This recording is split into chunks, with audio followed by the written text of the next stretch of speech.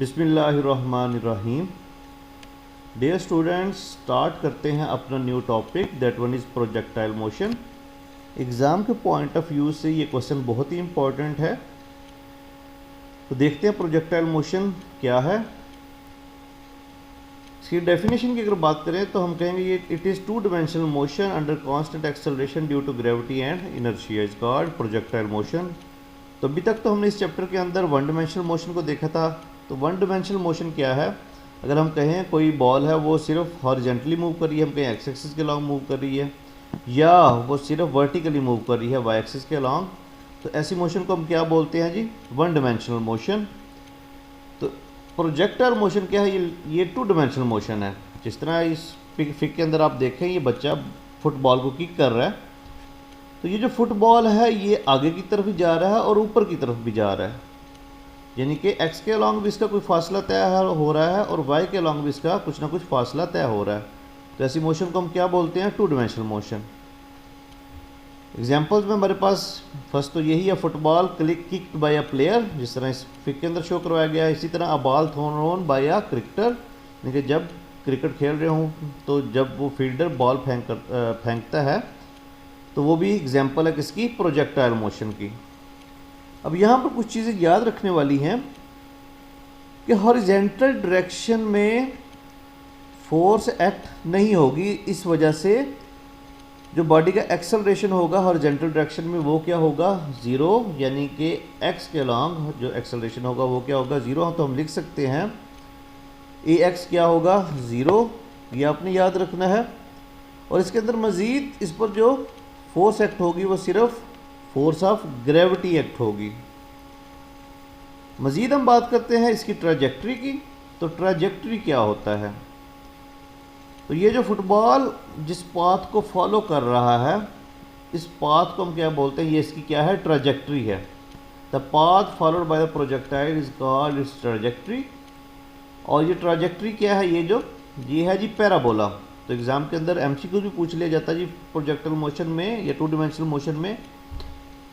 तो ट्रैजेक्टरी है वो क्या है? तो हम कहेंगे parabola. The trajectory of a projectile is usually a parabola. उसके बाद ये हम हॉरिजेंटल और वर्टिकल डिस्टेंस के लिए रिलेशन फाइंड करते हैं। इसके लिए आप इक्वेशन ऑफ मोशन भी यूज़ कर सकते हैं, या हमने एक इक्वेशन पढ़ी हुई है s is equal to v t, वो भी यूज़ की जा सकती है। तो हम आपकी बुक को फॉलो करते हुए इक्वेशन ऑफ मोशन यूज़ करेंगे। ये हमने इक्वेशन लिखी है हॉरिजेंटल डिस्टेंस के लिए और ये लिखी है वर्टिकल डिस्टेंस के लिए। तो पहले हॉरिजेंटल डिस्टेंस को देखते हैं। तो इसकी इक्वेशन आपके पास आ जाएगी, x इज इक्वल टू वैसे होता है वी आई, लेकिन हम हॉरिजेंटल की बात करें तो इसके साथ हम x लिख देंगे प्लस 1/2 ए एक्स टी स्क्वायर। और अभी मैंने आपको बताया है कि आपने याद रखना है कि हॉरिजेंटल डायरेक्शन में कोई फोर्स एक्ट नहीं करती। तो हॉरिजेंटली एक्सेलरेशन जो ऑफ बॉडी होगा वो क्या होगा? ज़ीरो। तो यहाँ से हम लिख सकते हैं x is equal to zero. तो यही वैल्यू हम उठाएंगे और इस इक्वेशन में यहाँ पर पुट कर देंगे। तो ये क्वेश्चन आपके पास ये वाला पार्ट ज़ीरो हो जाएगा, तो बाकी बच जाएगा x is equal to v i x t, और वी आई एक्स को हम कह देते हैं जी वी एक्स। तो ये आपके पास इक्वेशन नंबर 1 आ गई। अब क्या करते हैं? हम इक्वेशन नंबर 2 को लेते हैं, y is equal to v i. तो वर्टिकल की बात कर रहे हैं तो वाई आ जाएगा t plus 1/2 a y t square. तो यहाँ पर a y is equal to minus g होगा, क्योंकि जब कोई बॉडी ग्रेविटी की तरफ जाती है तो साइन पॉजिटिव आता है, जब ग्रेविटी से अवे जाती है। अब ये फुटबॉल जो है, अगर हम बात करें फुटबॉल है वो किया है तो वो इनिशियल वेलोसिटी से ऊपर की तरफ जा रहा है, तो जी क्या होगा? नेगेटिव होगा। तो ए वाई क्या आ जाएगा? नेगेटिव, ग्रेविटी से दूर जा रहा है। और जो वी आई वाई है वो बराबर हो जाएगा वी आई। तो ये वैल्यूज़ हमने क्या करना है? पुट कर देनी है। तो ये क्वेश्चन कुछ इस तरह से फिर आपके पास हो जाएगी, y is equal to v i y t minus, यानी कि ए वाई की जगह पर आ जाएगा माइनस जी। तो ये माइनस हमने यहाँ पर लिख दिया, माइनस 1/2 जी टी स्क्वायर। अब इसी के अंदर हम क्या करते हैं? एक स्पेशल केस लेते हैं। स्पेशल केस क्या है जी? हम कोई बॉडी है यहाँ से ऊपर से नीचे की तरफ फेंकते हैं। तो जब हम बॉडी फेंकते हैं तो उसका सिर्फ हॉरिजेंटल कंपोनेंट होगा। तो ये ग्रेविटी की वजह से ये बॉडी क्या होगी? आहिस्ता आहिस्ता नीचे की तरफ आएगी। इसके अंदर हम जो वैल्यूज़ पुट करेंगे इसी क्वेश्चन के अंदर, अब यहाँ पर जो g पॉजिटिव था, अब वो g ग्रेविटी की तरफ बॉडी मूव कर रही है, तो g ये क्या हो जाएगा? पॉजिटिव हो जाएगा, और यहाँ पर अपोजिट मूव कर रही थी तो ये नेगेटिव था, यानी कि ग्रेविटी से अवे मूव कर रही थी, और यहाँ पर ग्रेविटी की तरफ मूव कर रही है, तो एक्सेलरेशन ड्यू टू ग्रेविटी वो जी पॉजिटिव आएगा। ये वैल्यू जब हम पुट करेंगे तो ये वाला पार्ट तो हो जाएगा आपके पास 0। क्यों हो जाएगा 0? कि यहाँ पर इसका सिर्फ हॉरिजेंटल पार्ट है, वर्टिकल पार्ट नहीं है वेलोसिटी का, तो ये वर्टिकल पार्ट जो ये वाला है y है, तो ये 0 हो जाएगा। तो इसकी इक्वेशन फिर आपके पास कुछ इस तरह से बन जाएगी, ए वाई यानी कि ये जी पॉजिटिव का आ जाएगा, और यही इक्वेशन जो थी जिसको हमने इस फॉर्म में लिखा, फिर हमने स्पेशल केस लिया, तो यही इक्वेशन आपके पास क्या बच जाएगी, y इक्वल टू 1/2 GT²। तो ये हमने वर्टिकल डिस्टेंस भी फाइंड कर लिया। इसके बाद हम बात करते हैं इंस्टेंटेनियस वेलोसिटी। अगर आप फाइंड करना चाह रहे हैं तो जो चीज़ें अभी तक हमें मालूम है उनको आपने याद रखना, जिसमें ये था कि ax इज इक्वल टू 0। और मज़ीद जब हम ये स्टार्ट करते हैं तो थोड़ा सा हमें रिकॉल करना पड़ेगा चैप्टर नंबर 2, जिसके अंदर हमने पढ़ा था कि अगर कोई वेक्टर a है उसका हॉरिजॉन्टल कंपोनेंट लें, यानी कि ax वो बराबर आता है a cos थीटा। तो जहाँ पर हम वेलोसिटी की बात कर रहे हैं, तो जब इसकी वेलोसिटी का हम हॉरिजॉन्टल कंपोनेंट यानी कि vx लेंगे तो हम लिखेंगे v cos थीटा। अभी vi साथ में आ रहा है इनिशियली, तो यहाँ पर vix is equal to vi cos theta आ जाएगा। तो हम इसको लिख सकते हैं horizontal component of initial velocity I for initial vix is equal to vi cos theta. इस तरह वर्टिकल कंपोनेंट आएगा वो viy is equal to vi sin theta. और ये चीज़ हम चैप्टर 2 के अंदर पढ़ चुके हैं, जिसमें हमने देखा था कि अगर वेक्टर a है तो ax आएगा a cos थीटा और ay आएगा a sin थीटा। तो इसी तरह जब ये वेलोसिटी के लिए हमने लिखा है इनिशियल वेलोसिटी के लिए, तो ये आ गया vix is equal to vi cos theta और viy is equal to vi sin theta. तो ये है हॉरिजॉन्टल कंपोनेंट ऑफ वेलोसिटी, और ये वाला नीचे वाला है वर्टिकल कंपोनेंट ऑफ वेलोसिटी।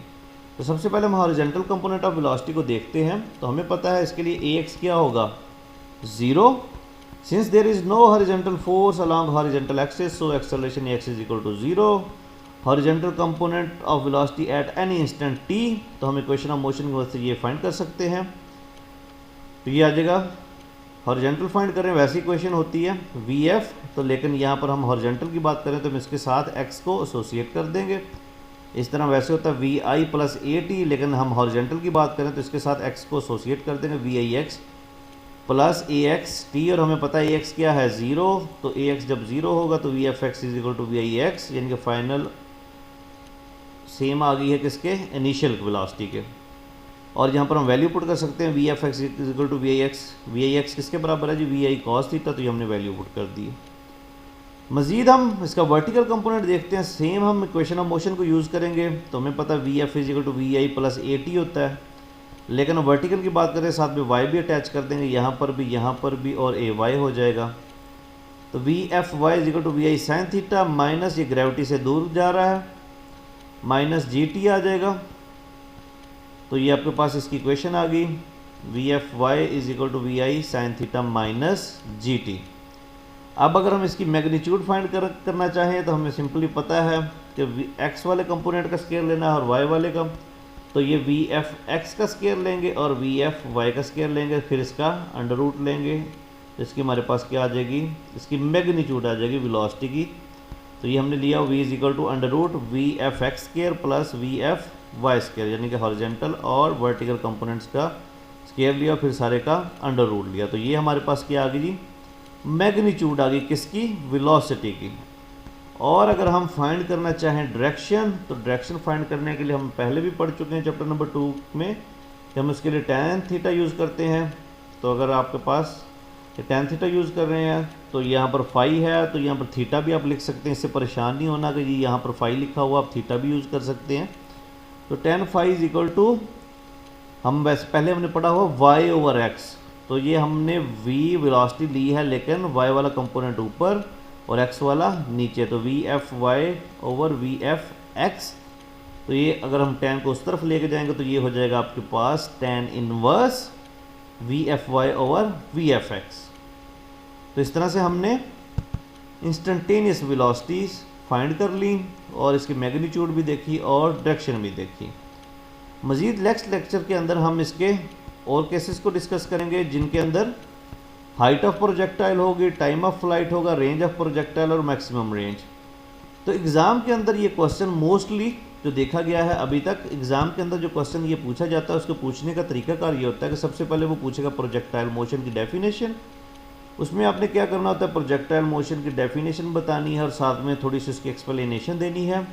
और जो एग्ज़ाम में मोस्टली पूछा जाता है प्रोजेक्टाइल मोशन की डेफिनेशन के बाद इसके केसेस पूछे जाते हैं, और केसेस में शामिल होते हैं maximum height of projectile, time of flight, range of projectile, maximum range. ये चारों भी पूछे जा सकते हैं। और या समटाइम आपसे प्रोजेक्टाइल की डेफिनेशन के बाद आपने क्या करना था, थोड़ी एक्सप्लेनेशन देनी है उसकी, और उसके बाद आप में से मोस्टली वो पूछ लेता है हाइट ऑफ प्रोजेक्टाइल या टाइम ऑफ फ्लाइट, या time of flight range of projectile पूछ लेता है, या हाइट ऑफ प्रोजेक्टाइल या रेंज ऑफ प्रोजेक्टाइल पूछ लेता है। तो मोस्टली इसी तरह से एग्ज़ाम के अंदर ये क्वेश्चन पूछा जाता है। उम्मीद है आज का लेक्चर आपको समझ आ गया होगा। शुक्रिया।